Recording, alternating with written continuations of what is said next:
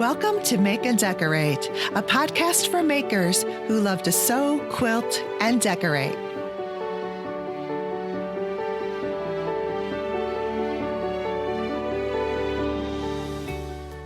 Hello, everyone, and welcome to the Make and Decorate podcast. This is episode 57 of season 3, and it's originally aired on October 15, 2020. So, how is everyone doing in the middle of October? I am really loving October. It's my second favorite month of the year. I think September has kind of trumped October. It's always been October, but you know what? When I get into this month, I just like, no, this is my favorite month because of the colors. The wonderful, vibrant jewel tone colors that all of the trees turn into in October. And the weather just kind of gets a little more crisp and cool. And I just love it. October, too, is kind of like a transition month. At least here in Chicago, a lot of us are transitioning our closets from summer wear to fall winter. And I've started to do that a little bit, but I never put everything away because sure enough, this week we got much warmer weather than it has been. So it's 80 degrees and sunny today and beautiful. It's going to be nice tomorrow. And then I think looking ahead by next week, we're going to be back down in the 60s, which is normal for us in October. So changing your closets around is kind of fun to pull out clothes that you haven't worn for 6 months. They kind of seem fresh and new again. And, also like just even the food that you make and beverages that you consume, they change with the seasons. So I think fall winter food is just really it's so delicious. It's something to look forward to because you eat a little bit more comfort and warm and hearty meals in the winter. So it's just and then I've already started with my hot tea. And I got to tell you guys about this. So I stock up and I always have certain types of tea on hand.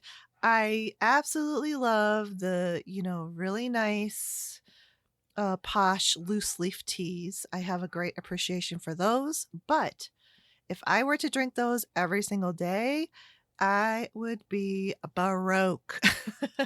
They're just too expensive. So I have those on hand for, maybe on the weekends or, whenever I'm feeling like it. But for the every day, I like for herbal teas. I love Celestial Seasonings, and I love their black cherry tea.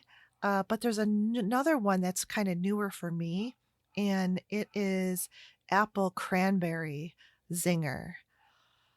Oh, it is just so good. I just can't even tell you. I love it so much. You can drink it hot, and you could also make it iced. And it just has a really to me, it tastes like fall. Just that, a little bit of fruity with the apples, but the cranberry is in there making it a little tart. It's just so good. And herbal tea is pretty good for you too.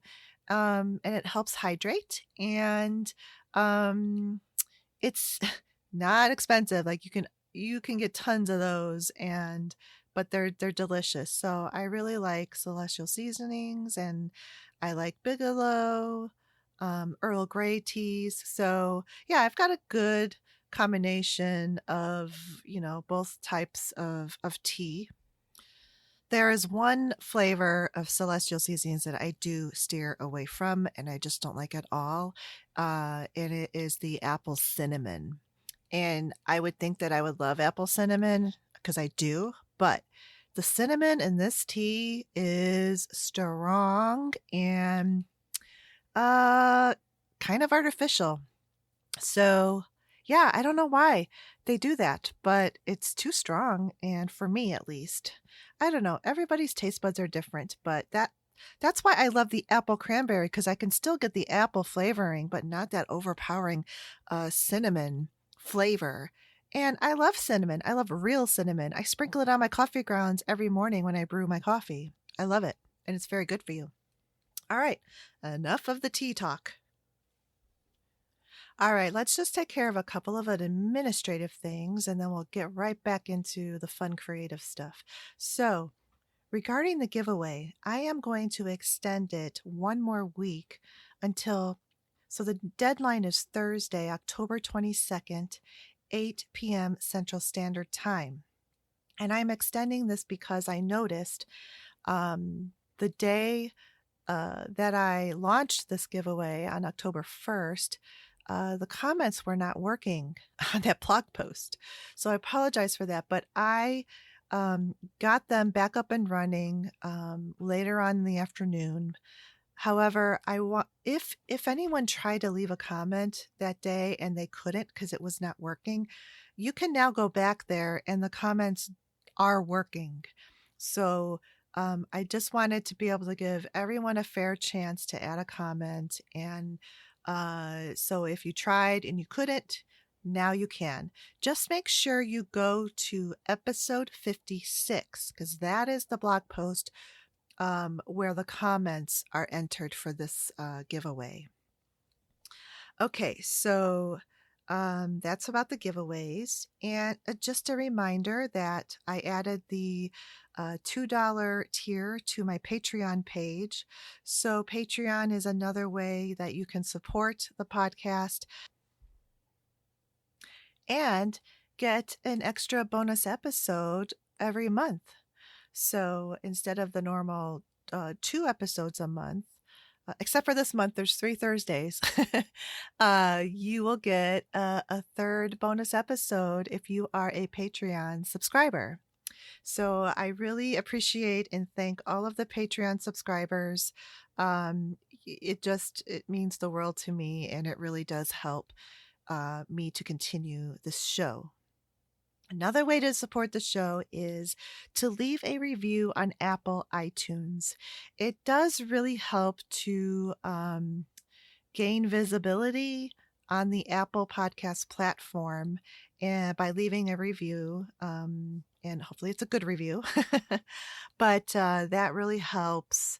And just tell others about the show if you like the show, and tell your friends or guild or whoever. But those are all wonderful ways that you can help support this podcast. All right, so that's it for the administrative stuff. So I have a small quilt project that I finished, and I did the basting with the layers. And so I have it pinned up onto my design board, and I'm looking at it and thinking, okay, how am I going to quilt this? That's like, every time I think that's kind of the next step, and it sort of can be a roadblock to some about thinking about how you're going to quilt this quilt. So I took a photograph of it straight on, and I imported it onto my iPad in the Procreate app. And then I started to create layers every time I would draw a quilt motif. This is the first time I've done this for trying out quilting designs. And I have to say, it was so much fun. I had so much fun. So we were watching the Bears game last night, and, it was a Thursday night game. And it was just something for me to do while that was going on, because these games, I'm telling you, they can get so tense and anxious, and especially, our team of the Bears, they just they just always kind of like do these, stupid things. And I don't know, maybe every team does, but actually so far this year, I'm pretty proud of our team, the Chicago Bears. They're like 4 wins and 1 loss so far. So I don't know, knock on wood. But yeah, they beat Tom Brady at the Tampa Bay Buccaneers. So that was quite a feat, because it looked like we were not going to win that game at all. in the first half. Okay, anyway, I digress. Sorry for talking about football, but that's what I was doing. So when I imported this photo into Procreate, then I created a layer, and then I started to draw, my first quilt motif. And first it was just kind of diagonal straight lines, 45-degree lines across it. That could be, you could see it's fun because you can see exactly what it's going to look like on the quilt. And I used a white color so that I could see what the quilting design was going to be. And um, then I did another layer, and then I did the diagonal the other direction, so that now it had a diamond pattern or a harlequin pattern going across it. That looked really good. I really, really like that. So then I did another layer, and there are parts of the quilt that are sort of the design. So I stopped the diamond quilting on the background around this big motif because I didn't want it to just be sewn over it, because then you would lose some of the integrity of that focal point. So then I created another layer, and this is the layer where I tried several different types of free motion, because I I really like when machine straight line quilting combines with more organic free motion quilting. So I started with swirls. I didn't really love it. So then I went into these loops. Well, and then I tried like, oh, it then here, I tried combining all this different type of free motion, like in these little tinier parts of the design. I like, oh, let me put the little pebbles in there. Then I'm going to switch to this. And then I'm looking at this. First of all, it's way too busy.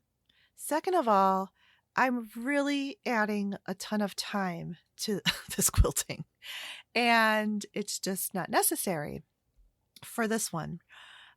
So because I really want the design motif to shine. So I really just want the quilting to enhance it. In this quilt, the quilting is not the star of the quilt. So what was fun though about this is that I did 3 layers of all different types of free motion quilt designs that I could turn on and off. So I could look at the swirls and see what it looks like as a whole. Then I could go switch that layer off, and I go turn on the loops. The loops I ended up loving. I think that's what I'm going to go with. The loops were very much more loose and flowy, and really did what I wanted to do, and just kept it to that one motif. I didn't add any other pebbles or other types of quilt designs. So yeah, it was a lot of fun. I did do another layer too where I changed the color, because that's the other thing on this motif. I think I am going to change the thread color. See, here I go again, adding more difficulty and time to the whole process, but this will help the motif shine as well. So I think I will change the thread colors to help achieve that. But it was just so much fun. I absolutely loved it. So then my creative juices are really going, and I'm thinking about my nephew's quilt. So I start designing his quilt on Procreate, and creating the layers, and it's going to be a Mandalorian quilt for him, Star Wars. So I looked up. I have several ideas in my head, but let me tell you, when you start putting it down on, well, either paper or in this case on the iPad, for me it just really it helps me to just take it from there and just develop it further versus just ideas just like floating around in my head and then getting all swirled up. So I have just have too many ideas going on. So I traced the helmet design, and that's a layer. I traced the Baby Yoda. That's a layer. And I definitely have this idea of having a star motif in there because it's Star Wars.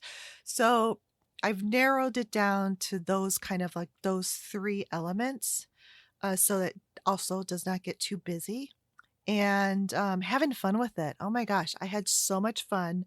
So that's about as far as I got. But I'm just really looking forward to doing this. I had not been utilizing it over the last few months, and um, I just it's weird. You know how you learn a program and you're just still unsteady. It's like when a baby starts walking and they start doing that furniture walk, but they'll walk, they have to cling onto the furniture and they'll walk alongside of it, but as soon as there's nothing there to hold them up, they like plop down on their butt.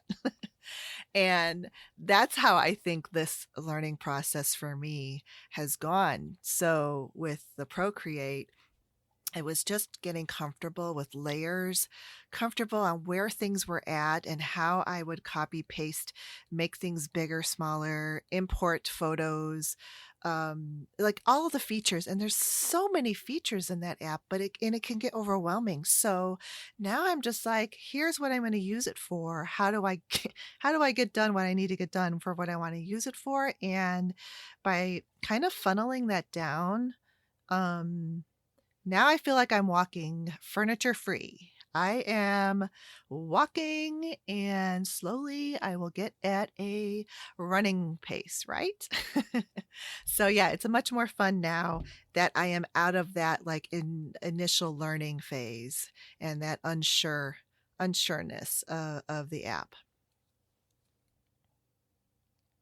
All right, just a couple more things before we get into the guest segment of this episode. So, I subscribe to Creative Bug, and I actually have been utilizing it. So, it's worth it because the second that I don't utilize something like that, then I've got to get rid of it and cancel it because it just makes no sense uh, for that. But anyway, one of the reasons why I do use Creative Bug a lot is that it has an app on the Apple TV.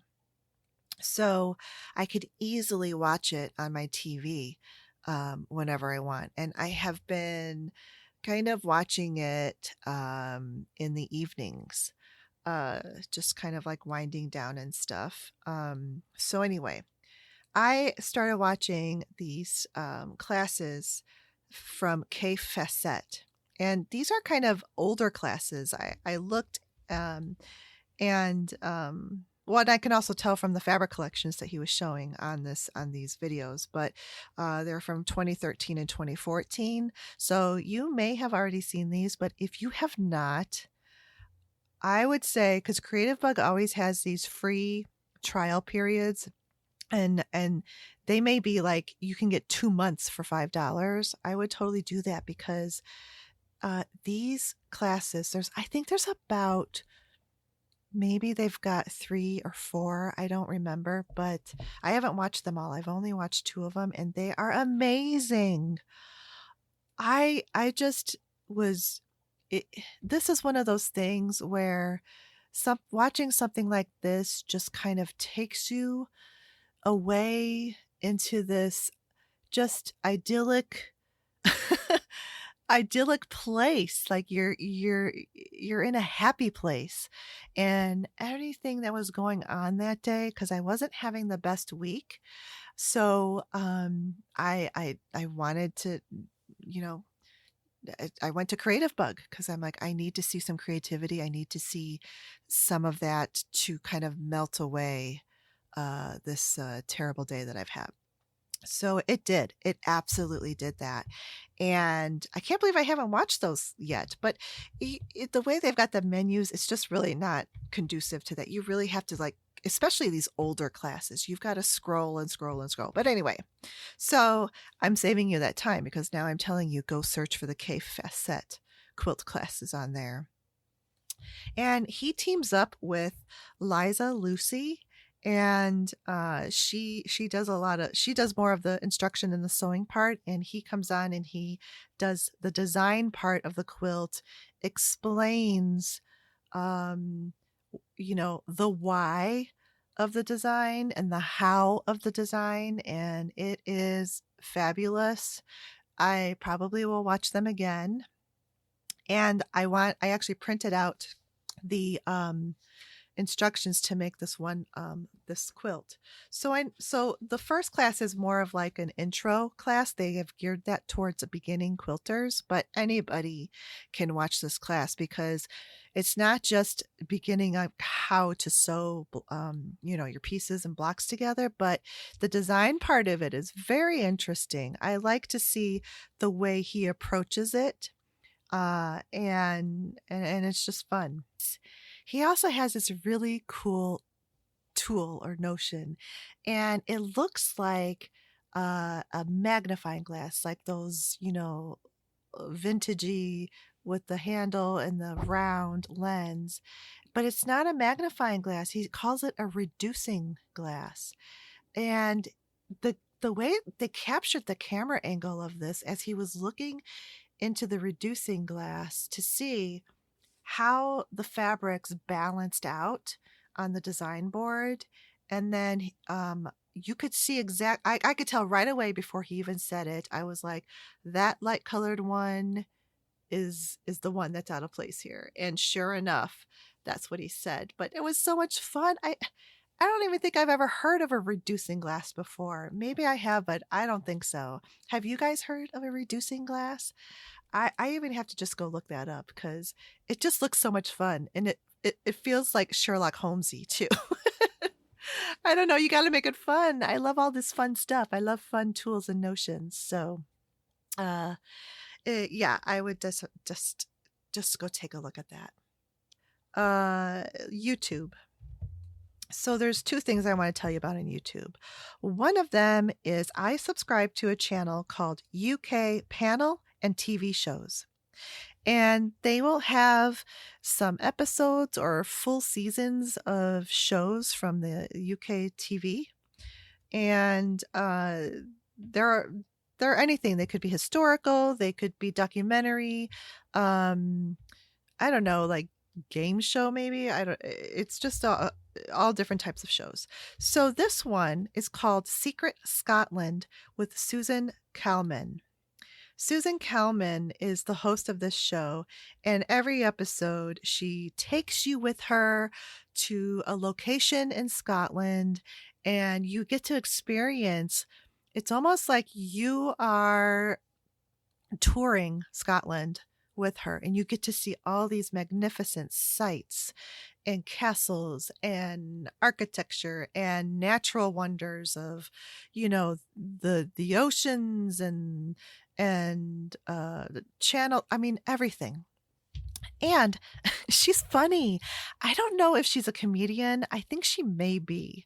I've never heard of her before, but I'm sure if you're in the UK, you know exactly who she is. So much fun. And she she goes to some of these castles where there's these secret rooms, and it's just amazing. Like, because she gets to go, if you're a tourist there and you visit this castle, there's those little velvet lines divide that you can't go past, and so she gets to go past those lines. She gets to go more of behind the scenes places. So it's just so interesting. I had this on an entire afternoon that I was quilting, and that show kept my spirits up and happy. And she is just a happy person by nature and so funny. And I just, you should check it out. Secret Scotland with Susan Kalman. Okay, and the second show, I've been watching this show for a little bit now, and it's called The Quilting Marine. And it's exactly that. It's a Marine, I think he's a retired Marine, that started to quilt as kind of like something to do to help his PTSD. And he said he had tried numerous types of things that none of them really helped him until quilting. I love his story. It's a husband and wife team because his wife videos the quilts and she also edits the videos. How amazing is that? And again, I don't know, I guess I gravitate towards quilters and people who love to quilt and they love the experience of it and they love learning new techniques and things, but they do not place emphasis on perfection or the rules or like quilt policey type stuff. And I love that. I absolutely love it. And he is currently working on a New York beauty quilt. I've never made that before. I haven't, it's kind of like on the list to do. So I'm having fun watching him do this because the New York Beauty has all those little pointy triangles that are foundation paper pieced, but then they're done in quadrants and then those are done like with regular piecing. There's curved piecing in this. It just has a lot of different elements. I think that you will find him endearing and like to see what he's working on. The Quilting Marine. Okay, so it's time to hear my conversation with my guest today, Michelle Graham, who is the community manager for Sew Sweetness Sewing Patterns. So today my guest is Michelle Graham, and a lot of you may know her from the Sew Sweetness Facebook group.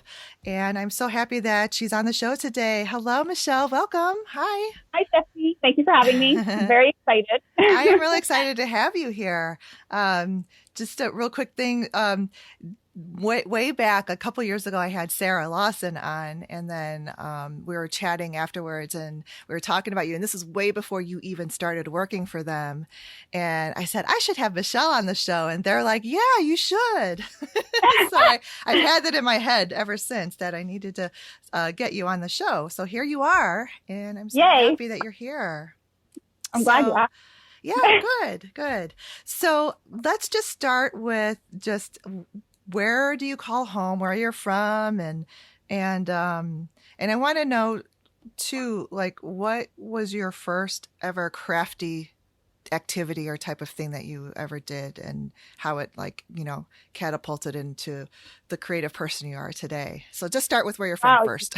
You're asking me to remember so far back. I almost barely remember yesterday. Never mind. Well, just even if there's one thing, like for me, I remember way back when I was a kid, and I mean, I tried every craft in the world, but I remember specific things that I made. I made like this, Christmas ornament of the American flag with sequins, and I'm so proud of that. And I made my mom put it at the top of the tree every year. Aw. Well, currently live in Ottawa, Ontario, Canada. This isn't where I was born. I was actually born and raised in Sudbury, Ontario, which is up north. Okay. So I'm here with my husband, 2 children, and my 2 furry felines, my babies, my 2 kitties. Wow. Most people probably know them if they follow me on Instagram. They're like the stars of my Instagram. The first ever crafting that I remember is when I was probably about 5, and my mother was trying to teach me how to knit. And I just remember it being so frustrating because I don't knit correctly is what I was told. I knit backwards. So in order for her to teach me, I had to sit in front of her. And instead of sitting beside her, I had to sit in front of her and watch her do it that way so that I could pick it up. And I just remember it being really frustrating. And so I had started making myself some Barbie clothes. So I had all these beautiful Barbie dresses. And then I started dabbling in, ceramics. I did chocolate making, baking. I've made snow globes. I've done pretty much any craft out there I've tried. And the only one I find I don't like is scrapbooking. For some reason, me and scrapbooking, we're just not friends. Yeah, I could probably say the same. Yeah, I can make cards. I can do all that stuff. Yeah, but me for some too. reason, I don't understand why scrapbooking doesn't like me. I think I'm pretty nice to it, and, and treat it well, but it just says, no, you're not going to do this one. We're going to find a craft that you can't do, and this is it. And, but I enjoy it, and I still knit. And, years later, my grandmother tried to teach me some more basics. And I remember her saying, you knit backwards. This is weird. And I'm like, you know what? Weird is good. I'm going to own that. I'm going to own being weird and being different. So I knit. When I teach people how to knit, if they sit beside me, they find it confusing. I have to do the same thing, make them sit in front of me to watch how I do it so they can learn. So I've switched over to crocheting because I thought that was easier to teach people. Because, you can't really do that backwards, I guess. So I think I knit left-handed where most people knit right-handed. If I'm correct, I'm wrong. But I knit backwards anyways, apparently. Okay. So yeah, and I still love knitting and I still love crocheting. I still do all those. I do whatever craft I can, as much as I can. Oh, good. Really good. Spare time. Yeah. So then, now, were you like a professional baker at one time, or I did. Yeah, I did make cakes and candies. I did that a lot. So I did that. So a bit of background. My son has anaphylactic allergies to all nuts. Okay. He's got a lot of allergies, and I always said, good thing he's cute. So his first birthday came around, and I remember thinking, like, I can't go buy him a cake at a regular bakery because it's going to kill him. Yeah.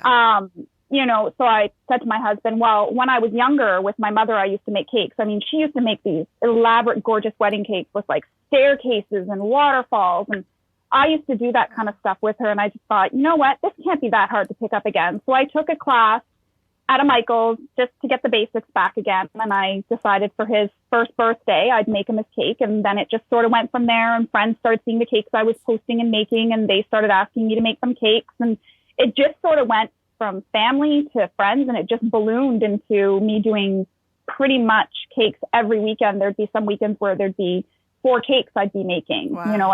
It was a wedding cake and then a christening cake and then birthday cakes, or, it just ballooned into more than what I thought it would be. But I enjoyed it. I loved it. There was not one part of it I didn't enjoy. Just to be able to create something so beautiful and so special for somebody's day, and to be part of that day, it's a great feeling. And when you're done it, I mean, working with food is an art, right? And it is nerve wracking too, because things can spoil. So you have to be super careful because you don't want to make people sick, obviously. Right.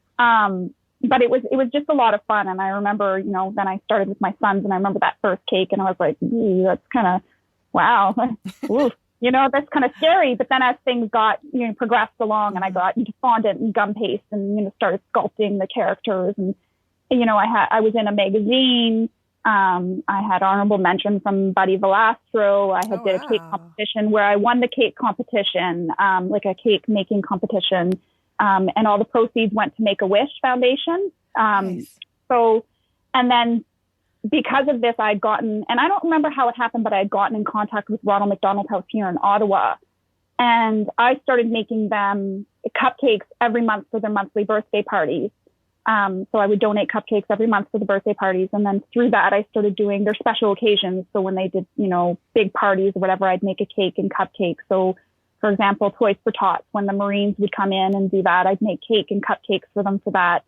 And I did that, I think for about 6 years, I think it was 6 years. I can't remember. Don't quote me, but it was about 6 years. And then this happened. And then my accident happened, and I had to stop. I couldn't do it as much anymore, but I loved it. It was a great experience, and being able to go in and show my kids that, giving is a great feeling, especially to these children and their families who are struggling and going through a rough time in their life, to give somebody a cupcake and to see that cupcake, something so small, can make somebody so incredibly happy. Yeah. That's the best feeling in the world, like to see a child smile while they're eating that cupcake or that piece of cake, and in that moment, while they're enjoying it, they're forgetting about everything else that's going on. And to me, that's a gift right there that you can't put a price tag on. You can't put anything on that. That was the best feeling ever, and why I continued to do it every year that I could, because it was making children happy. And that was a gift for me. It made me feel good about it, and and knowing that I was doing that. And the parents were very grateful, and they all looked forward to it. I remember I did stories. They'd, oh, when are the cupcakes coming? When is the cupcake lady coming? Like, they'd get so excited, and they'd be like, ooh. And every month it was something different. It was a different decoration, or, a different theme. And I'd always do something, never repeated it. And it was different flavors, or just something exciting to change it up. Right. So I think that made them look forward to it too. What is it going to be today? So for people that may not know what the Ronald McDonald House is, just a quick, description of what it is. It's Ronald, like it's founded by McDonald's, right? Right. So Ronald McDonald House is a safe place for families to go while their children are in the hospital and getting care because they're sick. So it's a place for them to stay and be together as a family, and to be able to be close to their children while they're getting treatment. And I mean, some children are terminally ill, some are. So it's just a place that they can go and it's a safe place. And it's a beautiful house, and the people that work there are absolutely wonderful.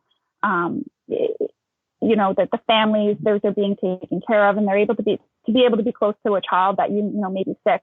I can't imagine not being able to be with my children, and then to be away from your children, but to be able to be close to your child while your child is sick and be able to be there for your child.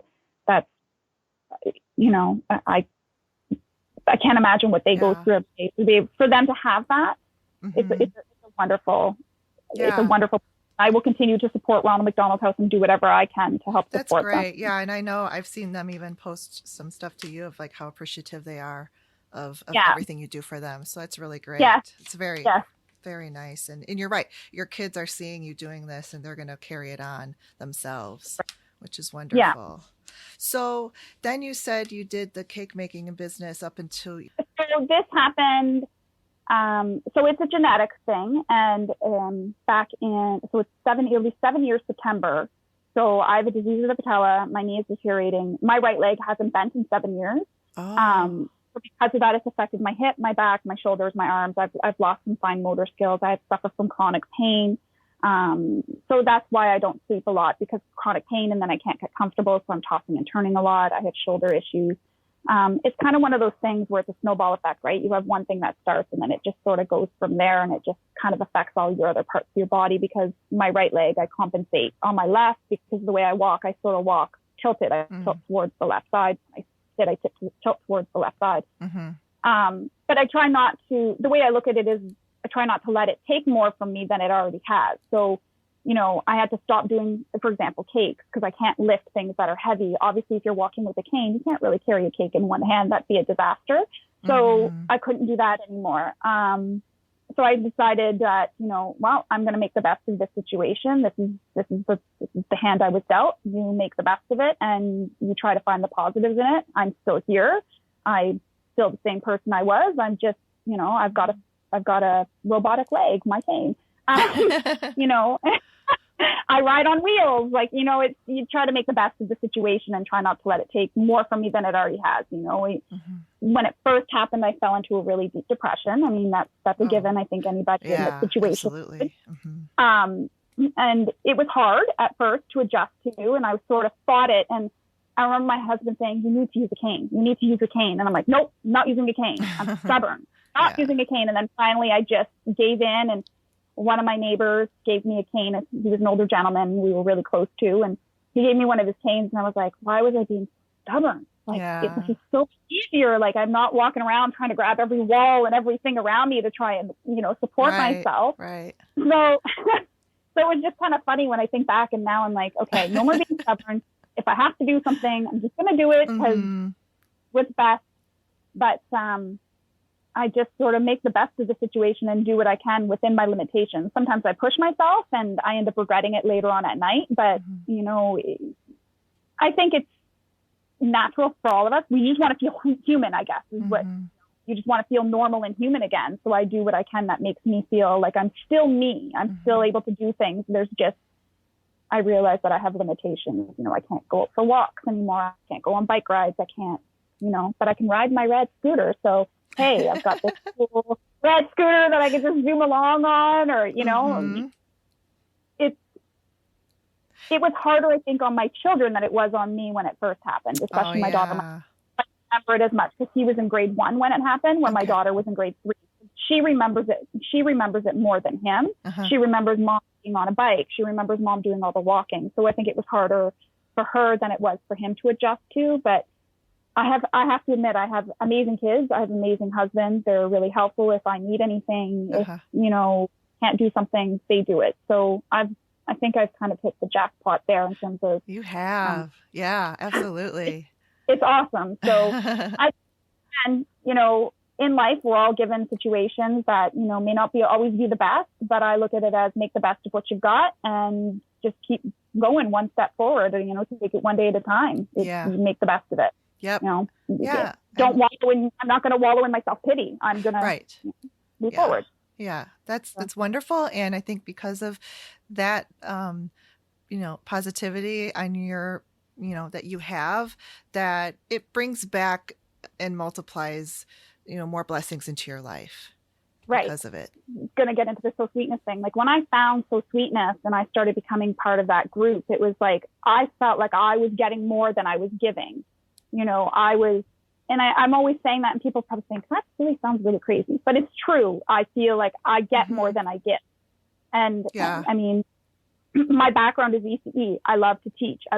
So that for me, just doing that is just natural to teach people, to help people. It's just natural for me. And to be able to do that, I didn't lose that. I guess this took what it took for me physically, but it didn't take mentally, right? It didn't take emotionally. It didn't take, it took personally that, I can't do anymore, but I can still do the things I still love, teach, help, do all those things. Okay. I didn't know you had a background in teaching, but that completely shows in a lot of the work I see you do in that group. So we'll kind of back up to that too. And just say, because when did you actually start sewing first? And then we'll get into when you started bag making. So that's a funny story. So years ago, my mother-in-law bought me this little sewing machine. I think I was in college. And because she knew I was crafty and I'd made her all sorts of things, and I was doing hand sewing, and I guess she thought, I'll buy her this sewing machine and she'll use it. It was a nightmare. I swear, I thought that thing was going to go take a flight out my window. I remember telling my husband, don't ever put anything sewing near me again, because this is a nightmare. This is a disaster. I will never touch a sewing machine again. That was back then. That was the one craft I didn't think I could do. I'm like, I'll stick to hand sewing, what you taught in home ec when you were in grade 7, worked for me.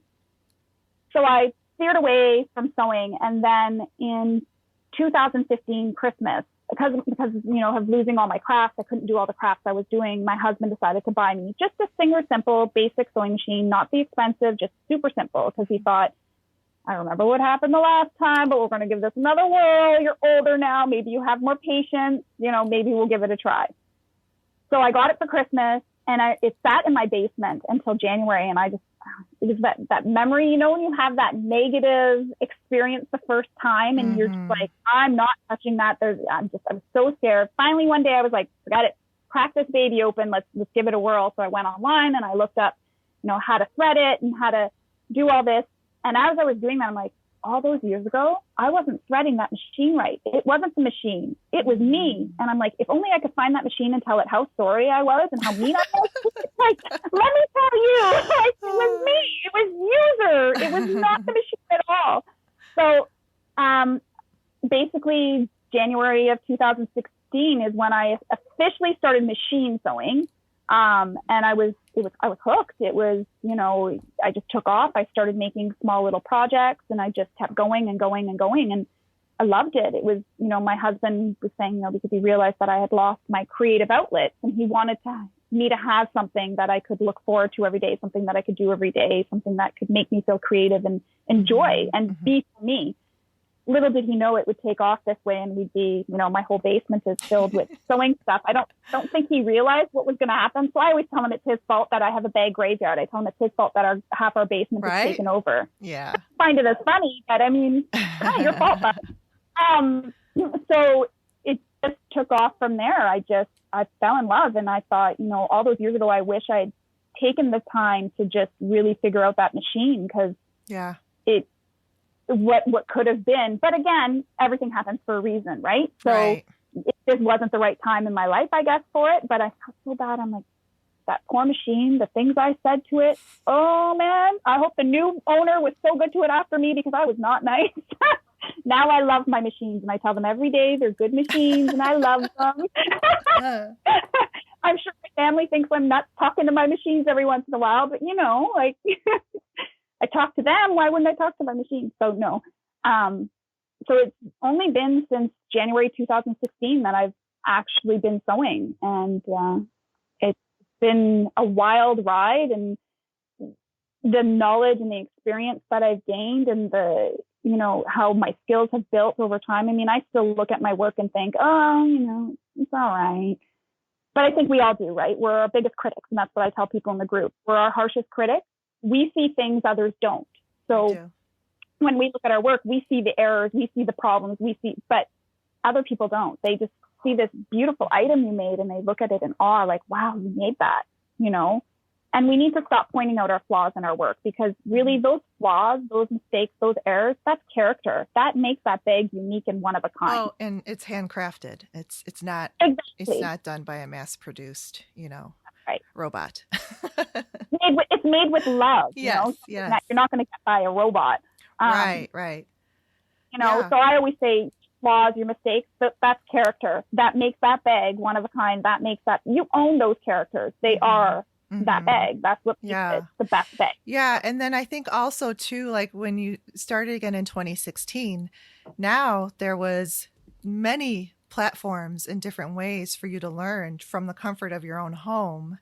Videos, YouTube, Facebook groups, which you found, So Sweetness Facebook group. But I mean, because I have a somewhat of a similar thing where out of college, a few years after working, and that creative itch, and you really just, I needed to, I always wanted to sew, even as a kid, because I would watch my mom sewing for us, but she just never had the time to teach me. So I got my first sewing machine as a young adult, and it was a nice machine, but it had been a lemon. It's like those lemons actually do exist.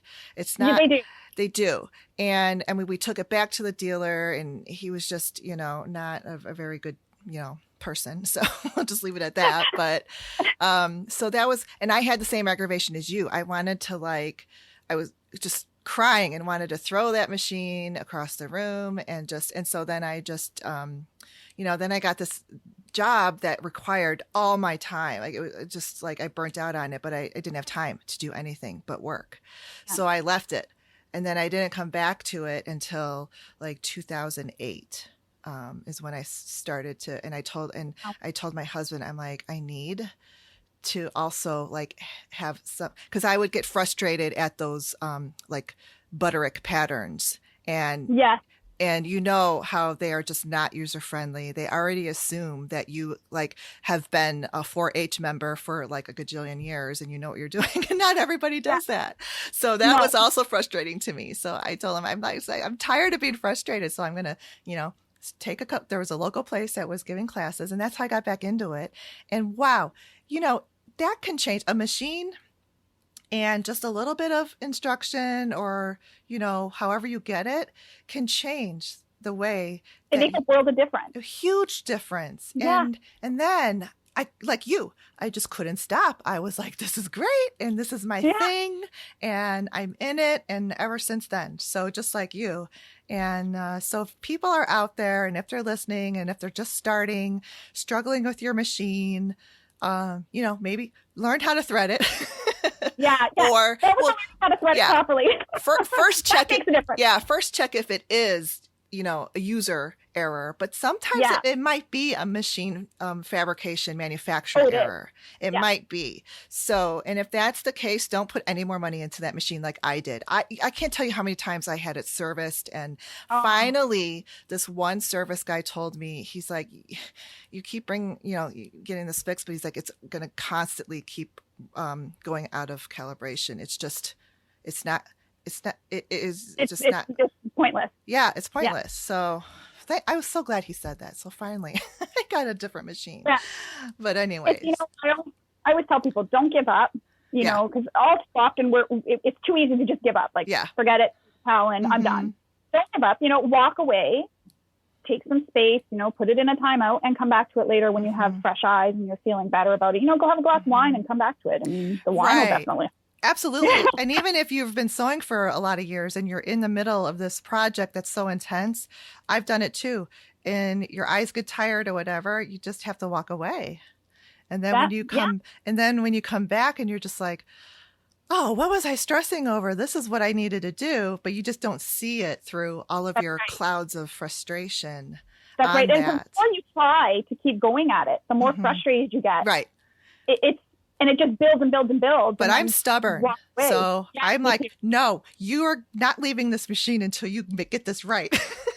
Yeah, I'm always like, you need to listen to me and be a good little bag or whatever I'm making. Yeah. You need to just do this. This is not me. It's all on you. And then realize later, no, it really was me. It wasn't the bag. I just wasn't, you know, so many times, like, for example, when I'm doing Sarah's pattern, she'll say, mark this way. And the binary pouch is the one thing I've never gone back and made. That the binary pouch and I were not friends when I made it. And I did it all wrong. And I turned things the wrong way. And it came out with this like long pouch and things weren't working out. And I so desperately wanted to make it for my son because he loved it. And it was for his birthday. And that thing, I'm not kidding you, it flew across the room. I can't tell you how many times I picked and unpicked, it sewed and re-sewed, and I cut it out again. I was so frustrated with it. And then I was like, forget it. I threw it in the trash. I'm like, making him another pouch. I'm done. I'll make him an I Spy. So I want to make the I Spy. And the next day I get up and I'm, you know, you're having that, you know, that aha moment, like the light bulb goes off. You're like, I didn't listen to Sarah in the video. I skipped ahead and I didn't mark top and bottom or whatever it was. You had to mark, can't remember what it was or something like that. I went back, I unpicked it all and I'm like, I totally should have listened to her because that's exactly what was wrong. It was all my own fault. Like the amount of time I threw it across the room and I threw it in the trash, took it all apart, put it all back together. And I'm like, yeah, that was totally my own fault. So now I read ahead, read back. Because sometimes reading a few steps ahead makes total sense, right? Yeah. It shows you what you're trying to do because it may not make sense in, say, step 21, but step 23 makes 21 make sense because you see what you're doing. Yeah. So I was like, yeah, from now on, it's listen to what she says. She knows what she's talking about. You're, you know, just listen. Yeah. Just do what you're supposed to do. And all will go well, and you'll have a beautiful pouch in the end. So in the end, it worked out. Don't we all do that, though? Is just like, we're just like glazing through the instructions. We're like, yeah, okay, got it. And then you make your mistake, and then you're like, this pattern is written crazy. This is not. Yeah, exactly. Blame it on the pattern. Then I go back, and I'm like, it says right here. Yeah, exactly. To do this stuff. It's only I didn't skip that. Or you know, the important note. They have like an important note. You're like, I just read that important note. Yeah. But I'm still going to blame it on the couch because I, you know, can't blame it on myself. But then you're like, no, it really was. When I had Sarah on the show a couple of years ago, I think we were talking about her videos and sometimes she says she's not sure if she should ever. Because I told her I appreciated her every time saying, now remember to turn your stitch length back to normal. Because sometimes we turn it up to like 4 to do whatever, some basting or maybe 3 for top stitching. And she'll say, turn it back down. I said, I'm really appreciative that you do that. And she's like, oh, good. Because I didn't know if that's just, you know, like people are just like, oh, I know that already, or, you know, that people don't like it. But I'm like, I don't know about other people, but I love it because a lot of times I don't remember to put it back and other things that she'll just remind you about. And I think it's really, that's one of the unique things about her teaching style and her videos. And I think it contributes to a lot of people's success in sewing her bags, right? Would you agree? I absolutely, because it's those little reminders that we need. Yeah. Because exactly like you, I'll go sewing along and then I'll look at my stitch length and it's at a 4 still, and I'm like, oh no. Right. You know, like I just sewed 3/4 of a bag at 4. Right. No, like, you know, so it is good to have those reminders. And unfortunately, I don't watch the videos anymore. So I've pretty much stopped since I started testing for her. Like I'll watch them just if I, you know, something in the background running, but it may not even be the bag I'm working on currently. It could be a different bag or a video I've already seen. But if I'm sewing along and it just happens to be at the same moment where she says, put your stitch length back. I'm like, oh yeah.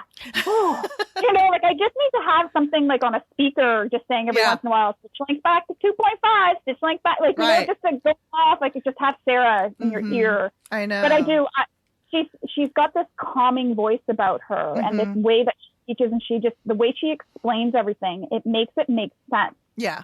It makes it so that literally anybody can make her bag. Right. There's no guessing. She breaks it down every single step from, cutting to interfacing to, every step is there. There's no guesswork. You're not like, what was I supposed to do here?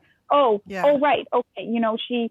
That's what I loved about her. That's what drew me to her patterns. I mean, it scared me when I first found Sarah, but that's what drew me to them, is that it just seemed like, and then it was the little, if I can do it, you can. And I'm like, okay, I know.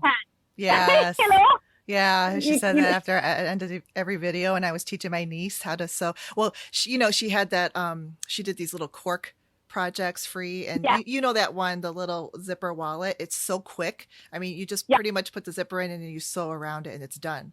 Right. So my niece, she was 10 years old at that time, and she made it and she couldn't believe it. She's like, let's do another one. I want to make another one. She's like making them for all her friends and stuff. And we did do like a little video for Sarah, because I'm like, we need to show her, like, kids like you, like, and my niece kept saying, if I can do it, you can do it. And that resonated with her. So that's right. That actually makes a huge difference too, hearing that you can do it. It does. It's a reassurance, like my son sews. And I mean, he even said that. He's like, she talks so well, he says. She explains it that even I can understand it. He's like, I'm a kid and I can understand what she's saying. Like, it's the detail, it's the attention to detail, right? It's there. I mean, he's made a desktop cube. I'm probably not going to remember everything, but he made a Kismet trinket case. And nice. Yeah. And he was shocked. He was like, she's really right. I can do this too. And I'm like, yeah.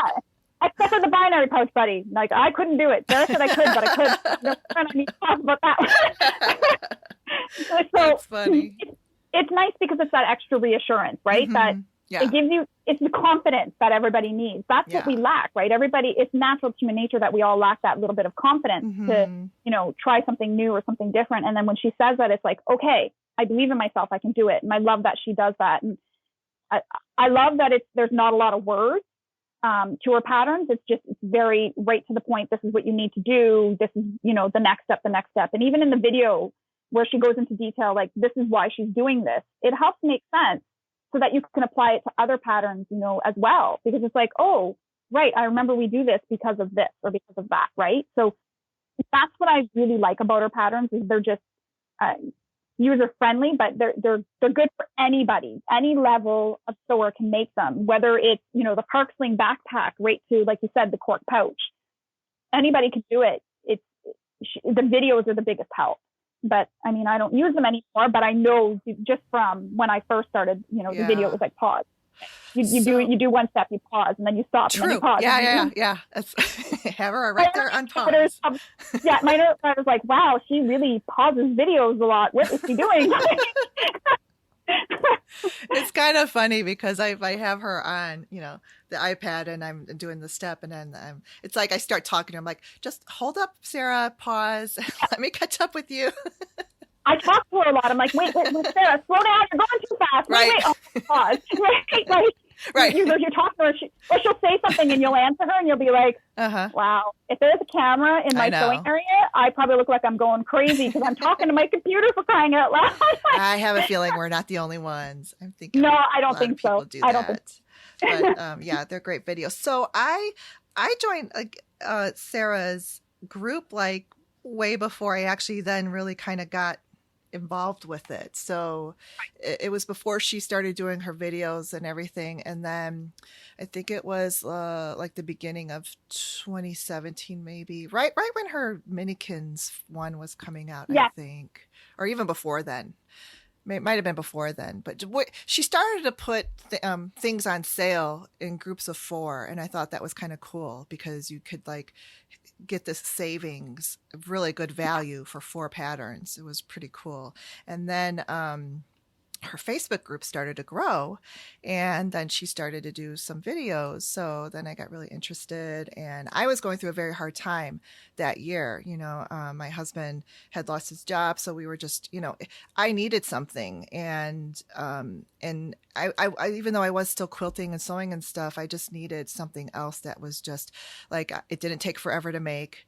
And I think also too, the community in the Facebook group was just surprising to me, because I really had not been involved in a group that heavily. First of all, because Facebook groups are very different across the board depending upon who moderates it, who administrates and stuff like that. Really determines the tone of the whole group.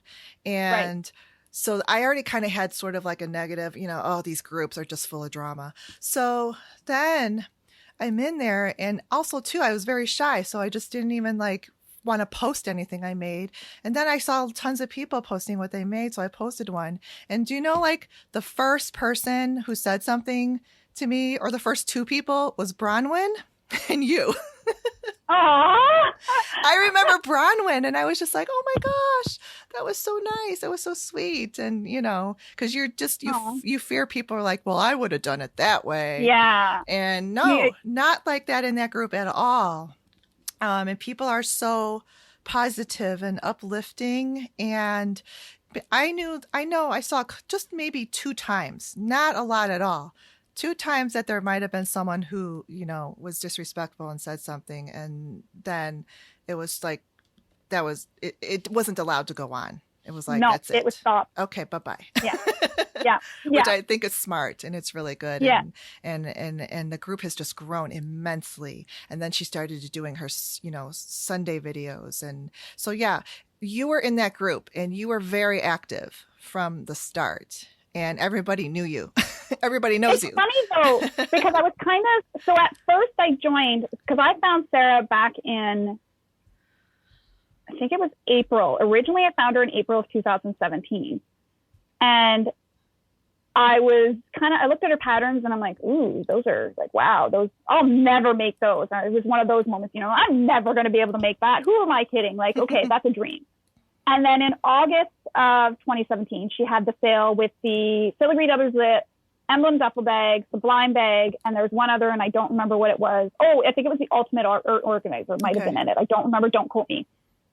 But I fell in love with the Sublime bag. I was like, I need that. I have to have that. I'll probably never make it, but I have to have it. So I hemmed and hawed over this $40 bundle, and because it's the exchange for Canada, right? And I hemmed and hawed, and I thought, oh, but the emblem looks really cool to make. And I'm like, that filigree pouch is really pretty. I'm like, forget it. I'm just going to do it, whether I make it or not. And it sits there. And so then in October 2017, I was again searching and totally forgot I'd bought all these patterns from her. And I was searching for an easy bag to make, because I really wanted to make my mother-in-law a special bag for Christmas. Mm-hmm. And I found the hobo, and I thought, I'm going to give the hobo a try. And I tried it, and it was one of those like, oh my God, I made this. It looks like a store-bought bag. I can't believe I made, like, where did that come from? Mm-hmm. Oh my goodness. And I remember just saying, Sarah's the greatest. I was like showing my husband, I'm like, oh my God, look what she taught me to do. And he's like, okay, like, you're a little too happy over this bag.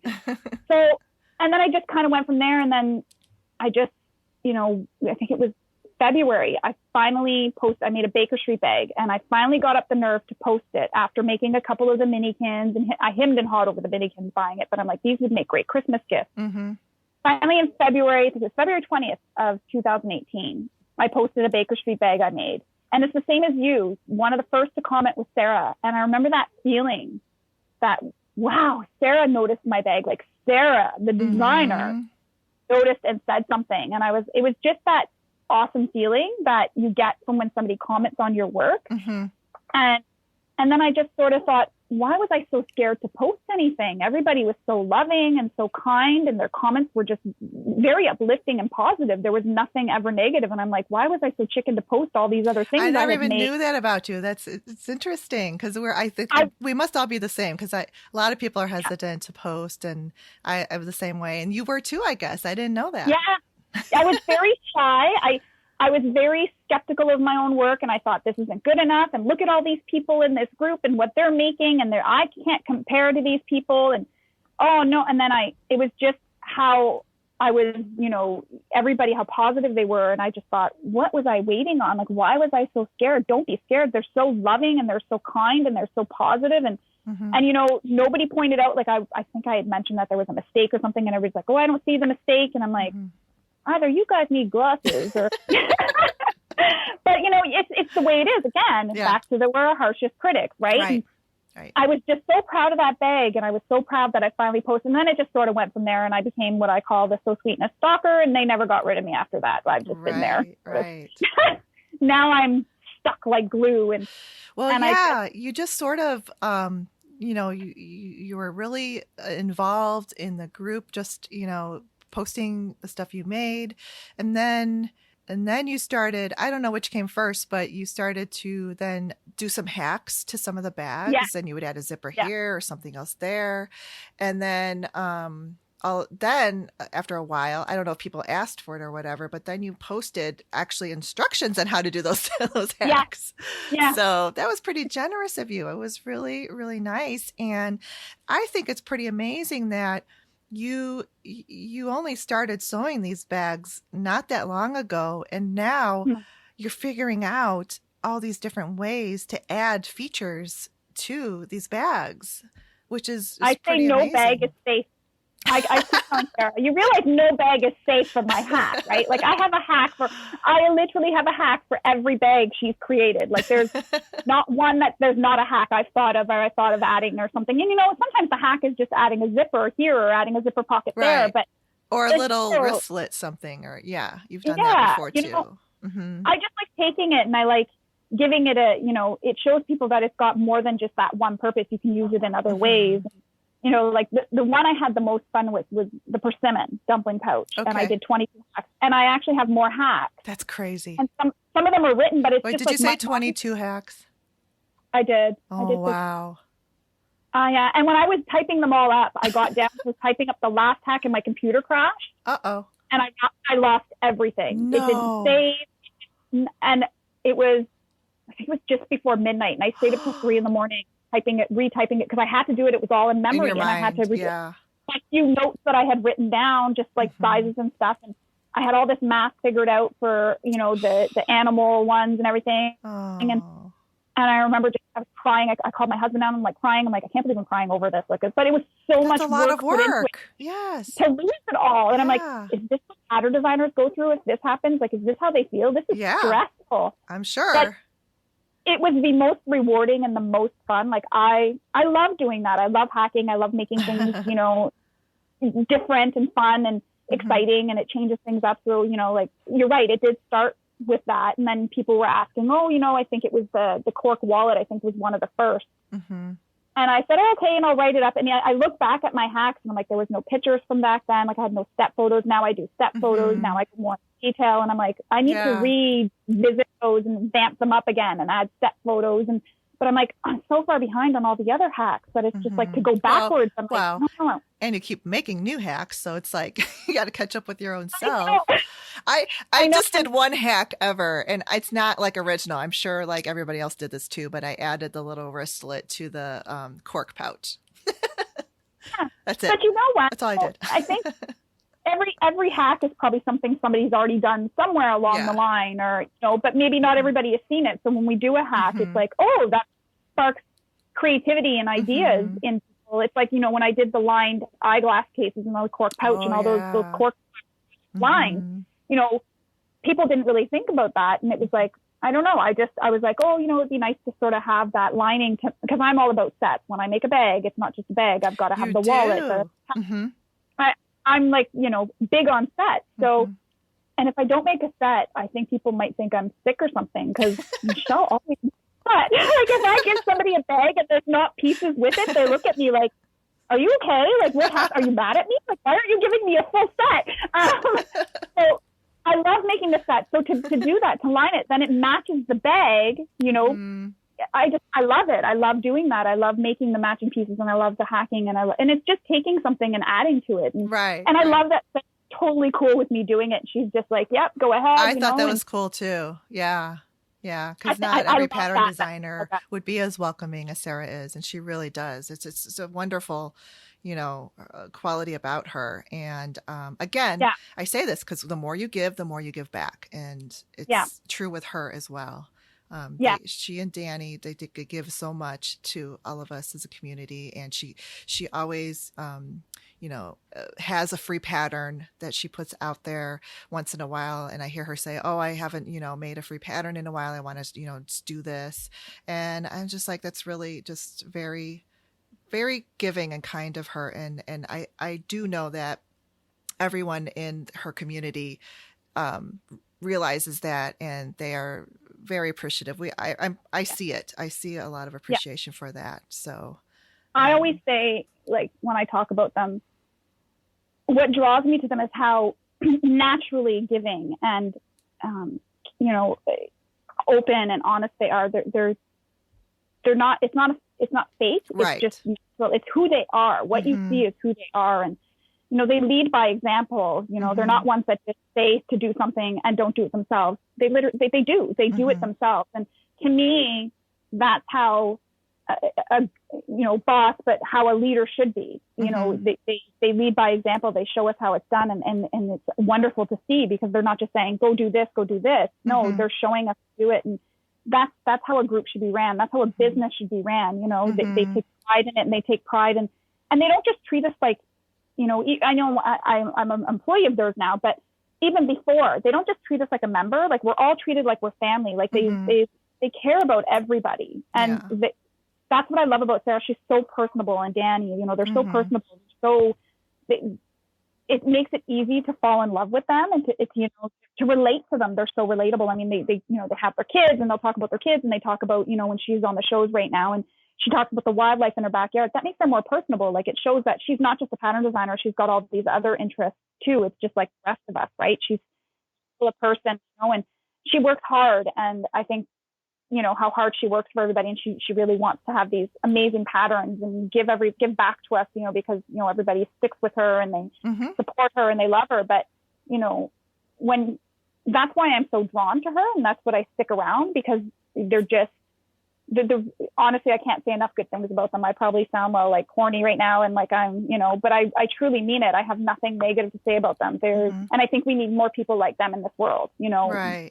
And when did you start working for them officially? It was so it was made official in June. They kept asking me, and I kept saying, no, like, I'll just stay the way it is, like I was kind of fighting it. And I'm like, oh, I'll just stay this way. And then it was made official in June. June, after Sarah took her hiatus, and we came back, and Sarah said, we're going to put it. Yeah, last June. So it was all made official last June. Oh, okay. And I love it. It's one of those that I can do my job from anywhere. It's just nice to be able to have that freedom and that flexibility that you don't have when you're, a job where, my jobs before, I was a manager at clothing stores, and you get up and you go and you do your job, and this is just much more relaxing, and the freedom to be able to still have a life. Honestly, it's the best job, and it's the best job for me, for my situation. It works. Yeah. I love it. It's well, and for me, it just, I asked because it was seamless. I didn't really notice the before and the after, because you were already doing so much in the group. And I feel like you just were continuing what you were doing. So I just felt it was pretty seamless. I mean, I did notice some things. I noticed that you team up with Bronwyn, and you guys do sew-alongs and stuff like that. But I just thought it was a natural. But it's interesting that you did say that you hesitated too, because I'm sure too, like, sometimes people think like, oh, well, when you make it your job, does it interfere with your own, personal sewing? So how has that been for you? So that was the one thing Sarah and I discussed, and she didn't want it to affect personal life, or she really didn't. So like you said, it was seamless. She didn't want it to change. She wanted me to continue with what I was already doing, like, just keep doing what you're doing. Don't change. They didn't, they don't want me to take on more. They don't want me to do more. Just, it's not, like I said, because I'm, community manager, I go on, I approve posts, I, approve members. I'm like my kids say, you're always watching. I'm always watching to make sure there's nothing negative going on the page. And I want it to stay fun. And that's why I'm doing the daily questions right now. I thought, with the COVID and everything, it would just be nice to have a change of pace and get to know each other a little bit better. And I mentioned back when that started that I was going to do a daily challenge, and I just never got that rolled out because then there was the sew-alongs and all those other things that I was doing. So, but I still, it doesn't interfere with anything because I just make it fit into my schedule. So, there's times where I'll be sewing up a bag and a couple hours will go by and it's, oh yeah, I should check and I should see, and get some posts approved. And the nice thing is the members of the community, they're wonderful. I love them all and they're all very supportive. And, I don't have anybody being like, oh, how come my post isn't approved right now? Like, everybody knows that the post, because I've heard before that in other groups, people were getting upset if their posts weren't approved right away. Nothing to do with sewing. It was not these. It was way before I ever did sewing. And I thought, it's nice to be able to have that support and to have people understand that, as the admins, and the moderators, we all have lives and have other things that are going on. So we may not be able to get to things right away, but we do get to it. And I get to it as fast as I can because I'm one of those too, that I'm kind of impatient and I like things to be done. No, you're pretty timely. You're very quick at it. And I think that, people notice that and they appreciate it as well in the group. I love it. Like I tell my husband, I'm like, I truly have the best job. And I know I sound so corny when I say, but I do. I love what I have with Sarah and Dan. And I always tell Sarah, like, you were my friend first before you were ever my employer. And when I talk about her, I don't talk about her as my employer. I find it very weird to talk about her in that context. It's like, oh yeah, she's my employer, but no, she's my friend. And I care about her. And I love my job. I love the So Sweetness community. And I always say it, I get far more than I give. Far more, to be able to go on and help everybody and see these beautiful bags that everybody makes, and I always feel like I'm a broken record because I'm always commenting and saying things, but when I comment, it's always the first thing that comes to my mind is what I type. So whatever comes to my mind is the first thing. So when I see a post and I see a bag, the first thing I think when I see that bag is what I'm going to comment because I want it to be true, right? I want it to be real to what I was feeling. And I'm always so proud when someone says, look, I made my first bag. And I'm always like, oh, I'm so proud. Like, I'm so happy for them. I remember that first bag feeling like, oh my God, I made this. Look what I made. And it's celebrate it because they're not easy to make. They're not. I mean, they're not always easy, but the fact that you did it. So I get more than I give. And there's no amount of money that can be put on what I get mentally and emotionally from being able to help everybody. I love to help. That's just who I am. I love to help. I love to teach. I love it. And, like you said, it was seamless. I was doing it before and it's like, yeah, I guess I was kind of always crazy and commenting in the group. And you were very involved. And I actually think that Sarah and Danny are equally as lucky to have found you in the group because like you said, you were just doing what you were doing before. Yeah. So I just think it was a natural decision. Like when they announced it, I was like, of course she is a community manager. Duh. It was, and when Sarah brought it to my attention before, and I kept saying, no, I don't know if it was that I was fearful of the change, but when you're fearful of the change and you're like, okay, what's going to happen if that happens? And I didn't want to take something I so enjoyed and because oftentimes you take something you enjoy and you turn it into a job. For example, it turned out with my cakes, and then you started getting to the point where you're like, this isn't as fun as it once was, right? Yeah. It's now an expectation. And Sarah was like, oh, you're already doing it. And then I just felt honored. It was one of those like, wow, you're asking me to do this. Like you trust me, you have the confidence in me to do this. And it was one of those, like, I felt honored that they were even considering having me be part of the So Sweetness team. And I take it with pride, right? I don't, I take it seriously. I'm very proud. I love my job. I'm a huge supporter of So Sweet, obviously. I mean, I'm a huge supporter. And people will be like, oh, have you made this bag by this designer? And I'm like, no, can't say I have, can't say I have. I'm sorry. I have no idea what you're talking about. I always join Bag of the Month Club and I The only ones I make is because Tara, I'm her friend and I test for her. So OO Creations. What's it And called? OO Creations. OO Creation? Yeah, O Creations. So Oh. UHOH Creations. Oh, uh-oh. Yeah, yeah, like, uh-oh. It's funny because when you go to her website, it's like, uh-oh, you found me. That's cute. So I do test for her, but she's a friend. So, Mm-hmm.